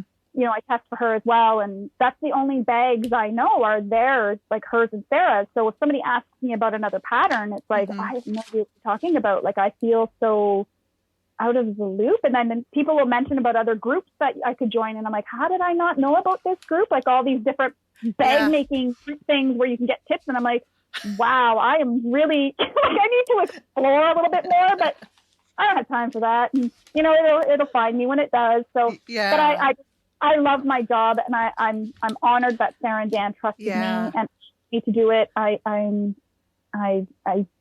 enjoy this. It's like the highlight of my day. I love getting up and I love seeing all the work everybody's doing. And I you know, it's an escape from reality because as we were discussing earlier with my disability, you know, it's not always easy. So it's nice to have something positive to focus on and something positive to look forward to every day. And, you know, sewing and So Sweetness are my escape from reality. It's, you know, I can go and I'm not thinking about anything else. I'm thinking about sewing. I'm thinking about what I'm working on. I'm thinking about, you know, what tips and tricks I'm giving people to help them along the way. And, you know, sometimes I'm like, oh, I wonder if I'm annoying to people because I'm always commenting all these tips and stuff that most of the people that have applied are very receptive to it and they enjoy them and they, you know, they find they help. And that's just what I want to do. If I can help, you know, even one person, I feel like, you know, I've made a difference. So sure. I'm sure it shows that I love what I do. I have so much fun doing it. Yeah. Yeah. It's fun. You're very fun. Yeah. I love it. So, and I love it all. Yeah, that excitement exudes and it's infectious to everybody else. And I know it's funny that I say that now that we're in this COVID time, but it's a good kind of infection. It's a little bit different right now. Times are kind of crazy, but I mean, and that's the thing, you know, I you know, the group with COVID, when it hit, I knew there was an anxiety and I thought, I don't want to have that in the group. I don't want people to feel anxious when they come to the group and see that. I want this to be their escape as much as it is an escape for me. So I wanted to keep it directed at bag making and Sarah and keep it very positive and very happy and, you know, a place because people need that escape right now, right? Oh, we need don't something. We ever? Yeah. You know, because otherwise we're all going to become alcoholics or something because that's, you know, and we don't want that. So, I really, my focus was always keep it positive, keep it about bags, keep it going, keep it, you know, happy and escape. You know, it's kind of like a mini vacation when you go to So Sweetness. It's like, you know, it's an escape away from reality and everything that's going on in the world. You know, you can come there and feel safe and feel loved by all the members. And, have you noticed any different since the pandemic and people, some people are still in a lockdown, but we were in a big lockdown globally, at least, you know, from March to May, probably. Have you noticed people in the group a lot of newer people or people that are in the group tend to like have upped their sewing and are making a lot more bags, or is there anything that you've noticed? I think that it's that more people have time, so now they're getting better acquainted with their machines, and people who didn't sew or may have been interested in sewing before decided to take up this new craft, this new hobby, and give it a whirl. And I think it's wonderful that people have ventured into that. And I'm noticing a lot of kids are sewing because now we're home with our kids. We have more time to do it. And I think teaching this kids this craft and this hobby is wonderful because, you know, it's a skill that you can make clothes, you can make, you know, it's a skill that you can have going forward for the rest of your life and that you can turn into anything else. So I am noticing that, you know, maybe it's because people have more time and it's wonderful to see that people are having more time and they're able to sit down and sew and, you know, spend the time with your kids even and bond with your kids while sharing your passion. Like for me, you know, my daughter, when she has no interest in sewing at all, let's just put that out there. She just, no. My son loves it. He's interested in anything mom does, he wants to do. So it's wonderful. When my daughter is ready, if she ever is, I will take her and show her. She has shown some interest in, but it's more, she's like, Mom, she likes to organize and clean. So I'm like, go nuts. I love it. Like, you want to organize and clean my stuff? Hey, I've done something right. Yeah. But you know, it's nice because they'll sit here with me while I'm sewing and they'll ask questions. And my son, you know, he'll cut threads for me or he'll sit So it's nice because we get to have that time now that we didn't necessarily have. Life has kind of slowed down, right? For everybody, we've been forced to slow it down. So it's nice that we get to have that time that we didn't necessarily have with our families before. So even my husband was sitting, well, he broke his arm, so he was forced to do that. But, you know, when COVID first hit, 2 days after his birthday, he broke his arm at work. And it was kind of like, happy late birthday. So he had no choice. So he was sitting here with me while I sewed, and he's like, I think I know more about sewing and patterns and Sarah and than I ever thought I would have ever. Like, there's things you can say to him, terminology that probably some other people wouldn't know, but he knows, because I was like, you know, I'll tell him and I'll explain. But I like that. I think, and I think that's what both people are, is that we're getting to spend that time that we didn't necessarily have before, because our lives have sort of been slowed down, you know, and now we're able to spend that time, and why not teach our children some of these crafts that we enjoy and get to spend that time and share it with them. You're creating memories with them that's going to last a lifetime. You know, these are things that they're never going to forget. And I'm always one that you can't put a price tag on time, quality, you know, money, you know, buying materialistic things only last so long, but memories last forever, right? Because they're going to have those times with me and enjoy it with me for so long. And they're only the age they're at right now, that they only get older, right? So every day to me is a day to just enjoy and make another memory with them and enjoy that time. I mean, they drive me nuts, I'm not going to lie. They're 15 and 13. They're going to drive me nuts. But, you're teenagers now. Oh my gosh. Yeah. They're teenagers now. So we're enjoying that. But they still, even as teenagers, they still, like I said, my son's 13, and he wants to be with me, and he's interested in what I'm doing and sewing. And I love that about him. And he doesn't care. You know, he'll tell his friends, I was sewing with my mom. And I think it's so awesome that he's not ashamed to say, I sewed with my mom. You know? That's pretty awesome.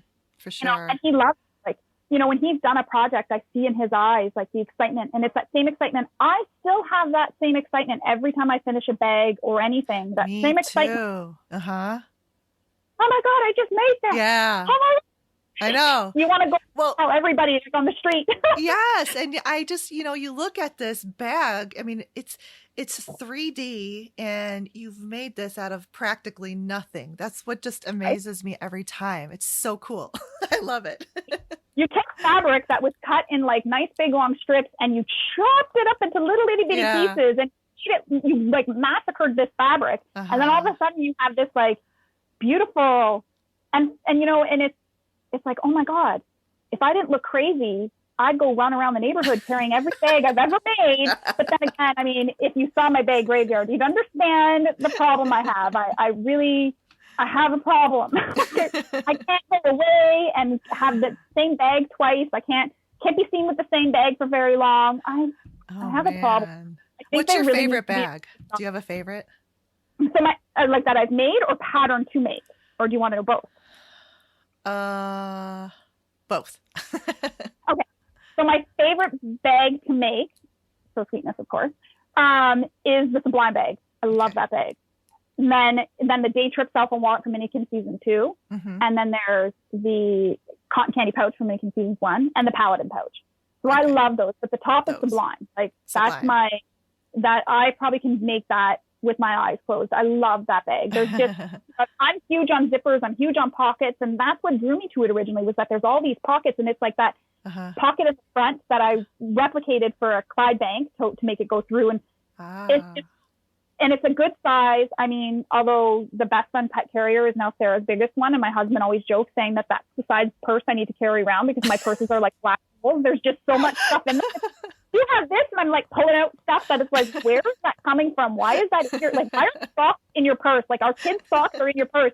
You never know when you're going to need a pair of socks. I know. So, but that's my all-time favorite to make. And my favorite bag I've ever made, not shocking, is a Sublime bag. Okay. It's pink. It's pink. Sarah's watermelon faux leather with sugar skulls, because I love sugar skulls. Oh, yeah. Because you would think it would be something with cats, because I love cats. But there's just something about this bag, and I can't get rid of it. And every once in a while I go back and I use it, and it's just, I made a whole set, the wallet, the Suffolk bag. I mean, I'm working on a sexy pouch that it's been in work for over a year. I think we all have one of those projects that's over a year. But it's got all the set and all the pieces, and I love it. It's my favorite. I will never get rid of it. It's going to be with me. My kids were like, we might have to bury you with that bag. And I'm like, you might just have to. I'll let you know. I'll leave that in my will. But there's just something about it that I'm so attracted to, and I love it. And I've made many Sublime bags, but just that one is my all-time favorite.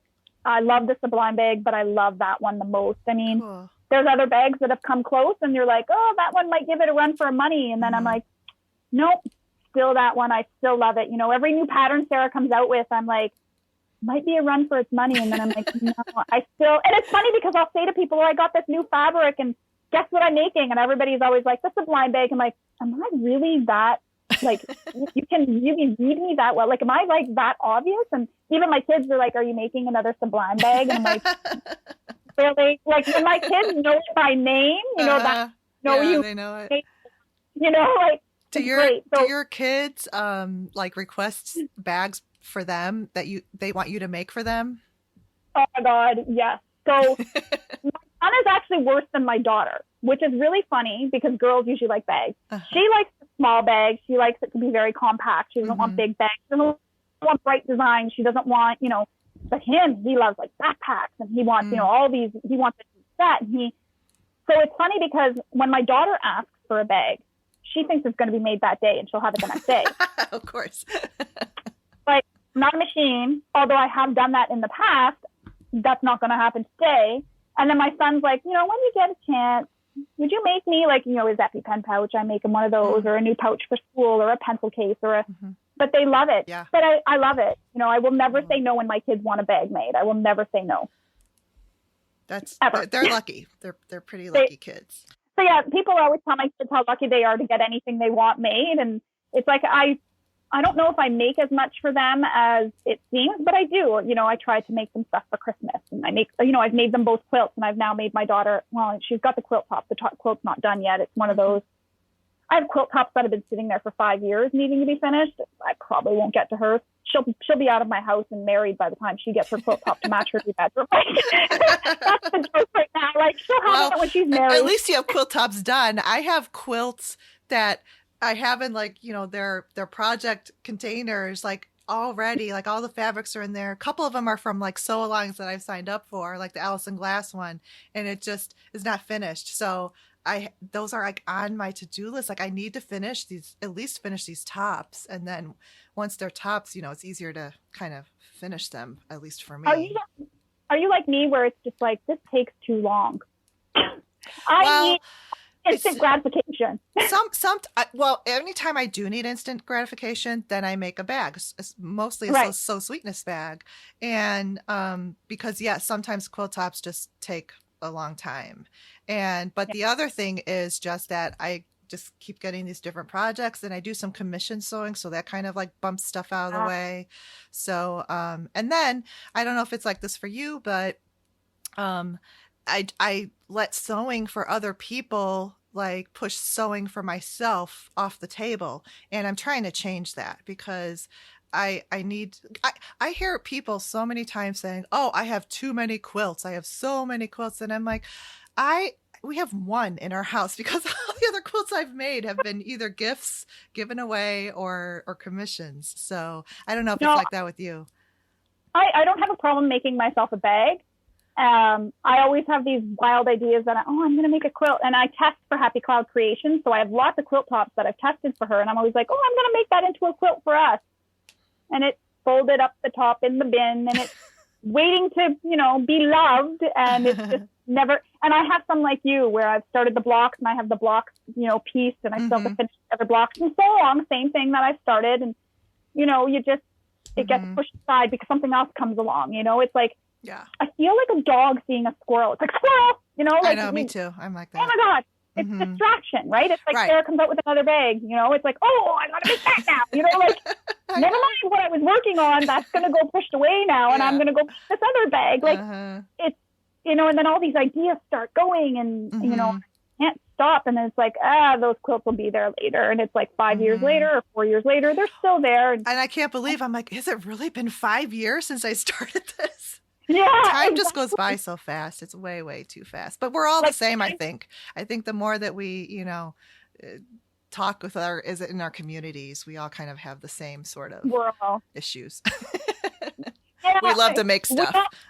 We all support each other. You know, I don't say we're enabling, we're supporting. And, you know, my husband's like, you know, one of those quilt tops is mine that you promised for Christmas. Like, I think it was 4 years ago now.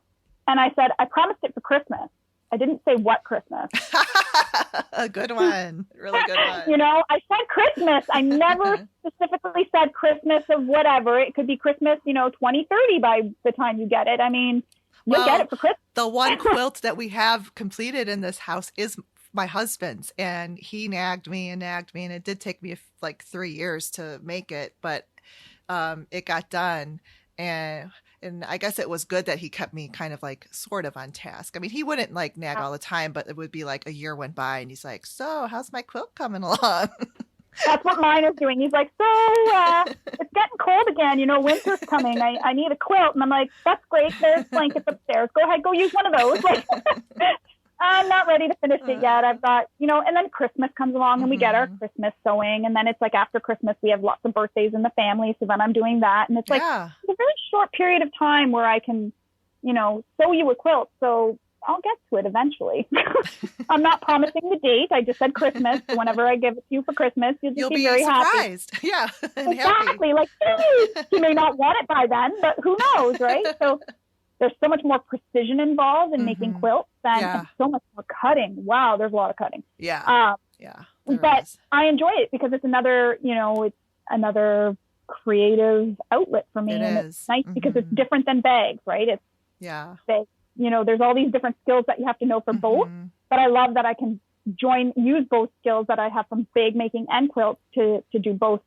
Yeah, right? I agree. Yeah, I love quilting. I think for me, quilting is, for you, bags are probably first, and then quilting. Yeah. For me, it's quilting and then bags and then apparel. Yeah. So. I keep trying apparel, trying to make garments, and I've made a few things. And I want to make a hoodie, and I keep buying all this fabric to make hoodies. And then I go and I open up the pattern that I bought, and I look at it, and I'm like, I can't do that. Wow, that's really scary. You know, like, yeah, but remember you said that about bags all those years ago. Exactly. Like one of my friends, Jennifer, I'd got my serger, and I think it was like 2 years before I even touched it. And she did a little video with me, and we Skyped, and she showed me how to use it. And I'm like, why was I so afraid of this thing? Yeah. This thing it's because of the blade, right? You hear the word, it's got a blade and it cuts, and you're like, you make a boo-boo. Afraid of this thing. This thing is like, wow. Like I was making pajama pants with my sewing machine, zigzagging, stitching everything, and used my serger, and I'm like, I can make a pair of pajama pants in like 15 minutes. What was I thinking? It's crazy. I know. I love a serger, and once you like kind of dive into the serger thing and get over the fear, I think we all had. I had it when I was first. My mom had given me a serger because I said I wanted one. And then you sit there staring at this thing, and then you're trying to look at the instructions for threading these loopers, and you have to get long tweezers out. And I'm like, what? Is this crazy? What am I performing exactly surgery? Every time a thread breaks, I'm like, oh, I have to re-thread the thing again. But yeah. But now I love my serger. I couldn't like you said, pajama pants are the most fun thing to like zip up on a serger because you can make the whole thing with the serger. I need to give my serger more love. So, I think I love it.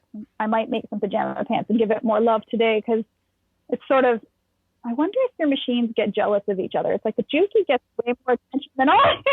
What does the Juki have that these other machines don't have? You know? Yeah, and we're going to talk about your machines and testing and stuff on the Patreon bonus episode. So all my patrons are going to get all that great bonus information. Yeah, but before we go, on your Instagram, you have, you know, sewing, bag making, quilting, knitting, crochet, baking, and then coffee. And I'm like, yes. This is my sister. Loves coffee. I don't know. I just had to throw it in there. So I'm like, we have to talk about coffee. Last May, for Mother's Day, I had a plaque made for me. I went to a quilt show, and there was a woman who makes all these plaques, and it looks like a quilting background. And it says, my perfect world is sewing, cats, and coffee. My kids saw that and I they're love like, it. you have family too, right? And I'm like, well, that's just a given. Like, I don't need to mention you guys. That's just, you're there, you're just part of the, yeah. So That's a given. I'm a little bit obsessed with coffee. And it was funny because years ago I was having some health issues and they had to run some tests. And the doctor's like, you need to cut back on the coffee. And I'm like, you need to know that that's not going to happen. So we'll just keep moving on. And, but I love coffee. You know, I Me I wonder if it too. even does Oh. anything to me anymore because I drink so much of it. I wonder if it's just one of those, like, I don't know. I don't think it really does very much because I could drink a pot of coffee and go lay down and have a nap, no problem. My husband's like, I don't know if I should trust you. You're weird because I don't know anybody who could do that. But for a long time I drank it with cream and sugar, and we were doing we were traveling back before COVID. We were traveling a lot more, and we have family all over, and we stopped at a Tim Hortons, and I asked for half cream, half sugar. And I guess they thought that meant like 1-1, not usually it's a double. And I think they thought I meant a regular. So 1 cream, 1 sugar, but I only wanted half. And I got it. And I'm like, this is the most disgusting thing ever. And that's it. I'm going black coffee. Like, I can't handle this. Never thought I'd ever drink black coffee, but I do. So now it's like, it's Really? funny when you drink black coffee, you notice the difference in taste of coffee. Like, you appreciate it more. It's like, cause the sugar and the cream kind of mask the taste of the coffee. They kind of hide it a bit. But now you notice if the coffee is bitter, or you just notice the taste of it more. And I quite enjoy it a lot more, which might have been a bad thing to do because I already enjoyed it before. And now it's like, now I enjoy it even more. So yeah, it's, people are like, oh, what do you drink? And they're like, oh, do you like pop? I'm like, no. Do you like this? No. I drink coffee and water. And they're like, that's it. I'm like, that's it. Mostly like I'll drink a lot of water, but people are just like, I don't like pop. I don't like juice. Coffee is my wine. I mean, I like wine, let's be real. But I like my coffee, and start my day out with a coffee, and I'm actually drinking one now, and I have to have it in a travel mug. I know your people who are listening can't see, but I have a Can't see. She has a travel mug. Thermal, it's so it keeps it Contigo warm. from Costco, and it's been dropped down flights of stairs numerous times because my hands will let go, and that's why I call them my adult sippy cups. Because I drop things, so I can't use a regular mug. My hand will just give out. So this mug has went down flights of stairs, and not a single drop of coffee has been spilt. It would, I'd probably cry if my coffee spilt, but I love coffee. My husband's always like, yeah, we need to cut back on the coffee. And I'm like, you need to cut back on the coffee. I need more. Oh, I'm telling you, but I am even particular about, like, I love a dark roast. So French roast, Italian roast, like those I love so much. And I mean, I will drink the medium, because all of the, like you said, Tim Hortons. They do. I don't know if they have a dark roast, but oh, okay. But some places, like even Starbucks, will not brew dark roast after a certain time of the day. And I'm like, what is wrong with you?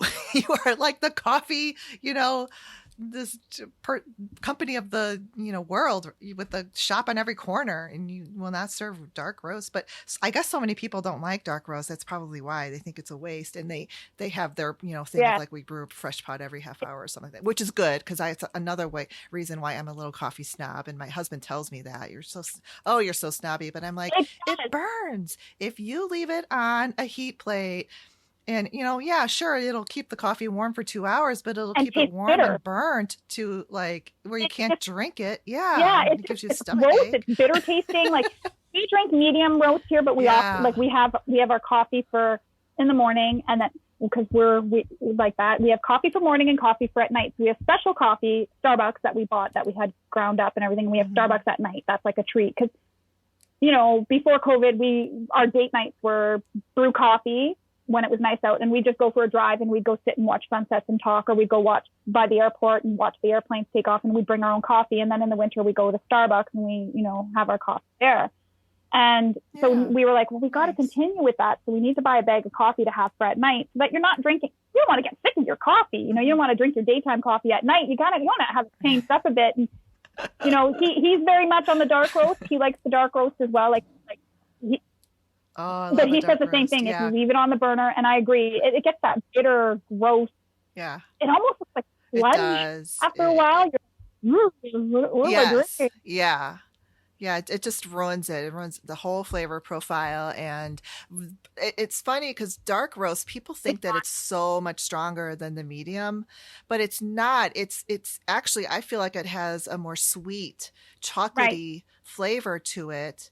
And whereas like the medium roast is to me is more bitter and It's funny because harsh tasting. the That's doctor, when just I for saw the me. doctor, they're like, well, maybe go to like a blonde roast. And I'm like, okay, I'll try a blonde. And I'm like, that is water. That is coffee pretending to be coffee. That is not happening. Yeah, Not happening. No, not like, happening. it's like Nope. decaf. It's like, no, that I'm not drinking brown flavored water. No, not happening. I need my coffee.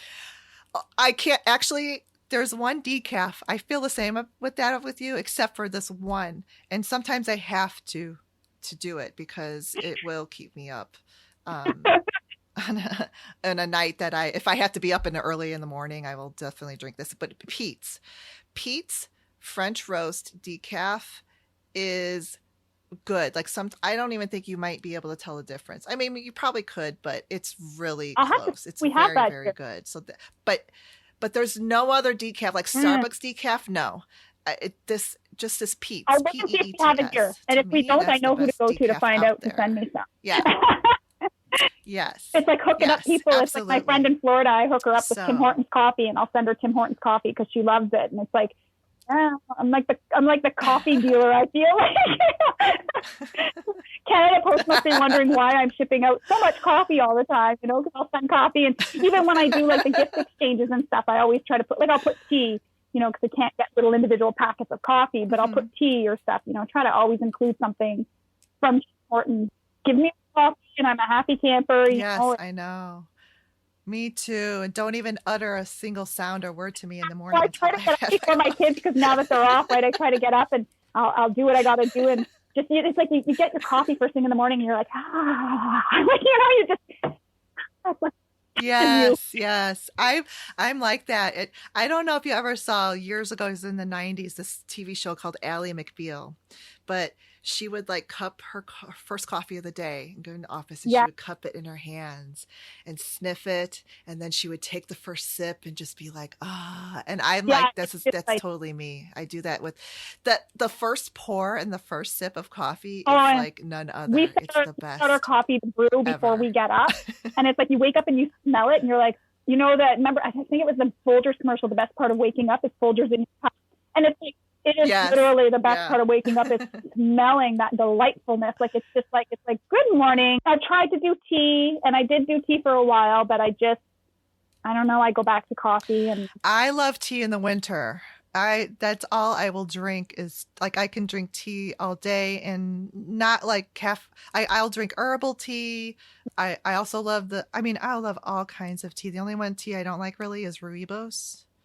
oh, Um, okay, yes, I know which one you're talking. but Do you do David tea? and that's herbal. Do you guys have David? I have, but I used to and buy from Tivana, but then they went out of Right. business and they used to have this winter berry blend, which my husband even loved so much. It was like the most delicious thing ever. Because it was like it had green tea in there and then it had like it was just a very like strawberry, fruity, cranberry. I don't know. It was just this mix, this blend that was just amazing. Like you didn't need to put any honey or anything in there. It was just straight just gorgeous tea. And then when they went out of business we bought like a big bag of it Oh and my I God. made it last. You're like, hey, savor every cup you And have of we it. were, yeah. Actually, And herbal tea you have to use twice as much as yeah, like the regular tea, so it's just like, oh, this isn't really gonna last us that long. But so yeah, funny. I love tea in the fall winter so When all the much. teas that David's tea comes out with that I would like when I go in and I test them are ones that have nuts, and I'm like, oh, can't have that here. Oh, because your Right? son, yeah, So I'm like, yeah. why do they all have to be so good? But the one I like, and it's funny because it's called Cold 911, so you're supposed to have it when you're sick. But I love drinking it Oh. anytime. It's because it feels like it opens everything up, and it's just got that Mm-hmm. soothing feeling to it. It's a really, I Mm-hmm. love it, and I don't know You if might have peppermint in it and it has echinacea. juniper. Is it juniper berries? I think it has in it. I can't. Don't quote me. Mm-hmm. I'm probably totally wrong on that one. But that one, and then there's another one. It's called birthday cake, and you're kind of like, yay! It's got the little sprinkles and stuff in it, and you're like, oh, this one, it's fun, right? It's like it's fun. Yeah. So I do like those, but it's like, no, I gotta have my coffee. Well, yeah, I don't think that it could ever like top coffee for me. It would definitely coffee would definitely trump tea, but I don't know. I still have a huge love for tea in the wintertime, fall, winter. In the summer I might I do drink unsweetened iced tea, but again, iced coffee will trump iced tea.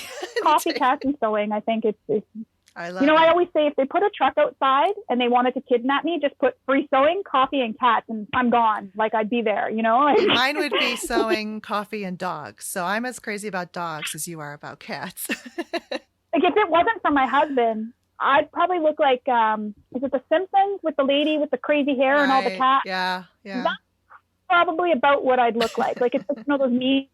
Where do you see yourself in 10 years or in 30 years? I see myself with tons of cats. No, I don't see myself there. But it would be really nice to have more cats because they're just so fluffy and cute. They're really good companions. Yeah. I love animals. Yeah, I'm looking at my dog. He's laying right there. So I love all animals. I think animals have a sense on animal lovers. They can sense whether, if there's fear or they kind of know that you don't like animals. I think they sense that. So right. Yeah. It's true. My daughter loves animals, and animals tend to go to her. They just, doesn't matter where we are. You'll be at a zoo. They go right up to her, to go to the fence to her. They just, they know who is good and who's not. Right. And I just, animals' intuition, you should just always follow it, And I have my two crazies that they just love anybody. And it's like, if you don't like that, come to my house, you'll fall in love. They do tricks. Like, I have Pixie does sit, she does up, she gives kisses. So they do like the nose bump, she'll shake a paw. Buddy fetches, sits up, gives high five. Oh, wow. My husband's like, you need a dog. And I'm like, why? I have two cats like that do tricks. They know, like, they're trained. They know they're not allowed in our kitchen. They know, like, there's a line that divides the kitchen, and they know they're not allowed in. I mean, let's be real, cats are cats, and they make the rules, and they still do what they want. So they know they're not allowed in the kitchen. They know they're not allowed on the table. They're very well-behaved cats. But it's like, he's always like, you need a dog, or you need you need to get an animal that's like, you should be training, not a cat. Yeah. Well, I think that we are at a perfect time to just, close it up here, because I could talk to you all day, all night. It's been fun. Yeah, it's been a lot of fun. So, I mean, sometimes at some points I was like, oh, we're recording. I'm not just having this conversation with my friend. I know. You just forget, right? Yeah. You just sort of get into it. You forget it, even though it's through Skype, and you forget. Yeah, it's not. But that's what I wanted for my show. I wanted more conversations with other makers and people who love to do the same thing I do, and because there's plenty of other podcasts out there that are more business oriented in our field. So that's just not what I wanted to do. I wanted to talk, because you were like, why me on the podcast? I'm like, because I know. I was like, I'm kind of just over here boring. I don't really do anything. No, not at all. And then, when I told my best friend, she's like, oh, I'm so excited. She's like, you have so much to share. Yeah, you and do. I'm like, oh. We just, I don't know if you do, but I would say that most people like us that love to make things, sew quilts, make bags. I always love to hear what other people that do the same thing like to do. I like to just hear about, I like to hear about their lives. I like to hear, what they love about what they do and what they don't. And sometimes we're the same, and sometimes maybe we're a little different, because maybe, some people don't like cutting out the fabrics. They like the sewing better. Other people like the cutting out. So it's different. It's fun to see the differences and how you can learn new things. I'm always looking to love hearing everybody's story. I love it. I love hearing how they started. I love knowing, I love that. And then it's like, wow, I really haven't been sewing for that long compared to some people out there. Oh my goodness. Yeah. I've got a lot to do. Some catching up to do. But I love hearing about other people's journeys, and I enjoy it. It's getting to know each other more, right? And absolutely. So I really am... There's a level of connection. Yes, that connection is great. And especially for an introvert like myself. So this really, helps me to get out there and to talk with other creatives like me and to get myself out of my, yeah. I think I'm an introverted extrovert, and that may sound funny to people, but I really am. I'm an introverted extrovert. Well, I would believe the extrovert for sure, because you don't have a problem, just like talking about things that you love, and just, especially in the group. I just noticed that you're always, now I didn't know that you had an inhibition to start with, but once you were in there, you were just like in it and going. Yeah, I think that's, my husband's like, you're stubborn and you're determined. And that's the thing. When there's something that I want to do and I want to learn, I go all out. It's like, got to head first, do it, get it, know everything. Like, I'll be sitting at night on my phone watching videos of things, and I want to learn. I want to know it all. And if somebody asks a question and I don't know the answer, I'm going to go look for it, because I'm like, oh, I wonder what that is. Oh, let's go look that up. And I'll go look it up. And then it's nice because it's building on my skills and my knowledge so that I can help other people later on. Right. So I love it. I love everything about it. It's learning, right? We're always learning and we're always growing and we always have room. So, well, keep doing what you're doing in that So Sweetness group. It's pretty amazing, and I love it. And I'm so glad that you came onto the show. So thank you again for having me. All right. We'll talk to you later. Bye-bye. Right. Thank you. Bye. Thanks for listening to the Make and Decorate podcast. The podcast is produced, recorded, and edited by Stephanie Socha. Until next time, have a great day. Bye.